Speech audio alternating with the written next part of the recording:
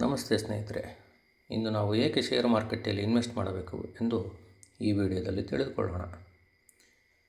ಯಾರಾದರೂ ಶೇರ್ ಮಾರುಕಟ್ಟೆ ಎಂದ ತಕ್ಷಣ ನಮಗೆ ನೆನಪಾಗುವುದು ಅನಿಶ್ಚಿತತೆ. ಆದರೆ ನಮ್ಮ ದೇಶ ನಿಂತಿರುವುದೇ ಈ ಶೇರ್ ಮಾರುಕಟ್ಟೆ ಮೇಲೆ. ಏಕೆಂದರೆ ನಾವು ಬಳಸುವ ಎಲ್ಲ ವಸ್ತುಗಳ ಕಂಪನಿಗಳು ಈ ಶೇರು ಮಾರುಕಟ್ಟೆಗೆ ಸೇರಿವೆ. ಅವಿಲ್ಲದೆ ನಾವಿಲ್ಲ, ಅವುಗಳಲ್ಲದೆ ಶೇರ್ ಮಾರುಕಟ್ಟೆ ಇಲ್ಲ.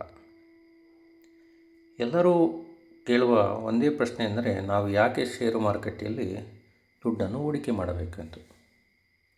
ಅವರೆಲ್ಲ ಪ್ರಶ್ನೆಗಳಿಗೆ ನನ್ನ ಈ ವಿಡಿಯೋದ ಉತ್ತರ.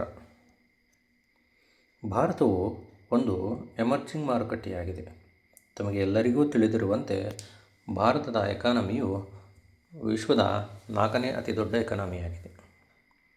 ಮುಂಬರುವ ವರ್ಷಗಳಲ್ಲಿ 2026ಕ್ಕೆ ಭಾರತವು ಜಪಾನನ್ನು ಹಿಂದಿಕ್ಕಿ 3ನೇ ಅತಿ ದೊಡ್ಡ ವಿಶ್ವ ಆರ್ಥಿಕತೆಯಾಗಲಿದೆ. ಅದೇ ರೀತಿಯಾಗಿ ಭಾರತದ GDPಯು 6.2% ಆಗಿದೆ. ಇದು IMFನಿಂದ ಬಂದಿರುವ ಅಂಕಿಅಂಶ. ಹಾಗೂ ಪ್ರಪಂಚದ ಯಾವುದೇ ದೇಶದ GDPಯು ನಮ್ಮ ಭಾರತದಷ್ಟು ಇರುವುದಿಲ್ಲ.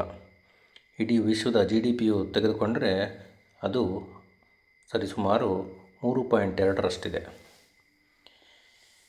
ಇದಕ್ಕೆ ಪೂರಕ ಎಂಬಂತೆ ಸರ್ಕಾರದ GST ಕಡಿಮೆ ಮಾಡಿರುವುದು, ರೆಪೋ ರೇಟ್ ಕಡಿಮೆ ಮಾಡಿರುವುದು ಹಾಗೂ ಇನ್ಕಮ್ ಟ್ಯಾಕ್ಸ್ ಸ್ಲ್ಯಾಬನ್ನು ಹೆಚ್ಚಿಗೆ ಮಾಡಿರುವುದರಿಂದ ಮುಂಬರುವ ದಿನಗಳಲ್ಲಿ ಶೇರ್ ಮಾರುಕಟ್ಟೆಯು ಒಂದು ಬಹುದೊಡ್ಡ ಲಾಭದಾಯಕ ಹೂಡಿಕೆಯಾಗಲಿದೆ.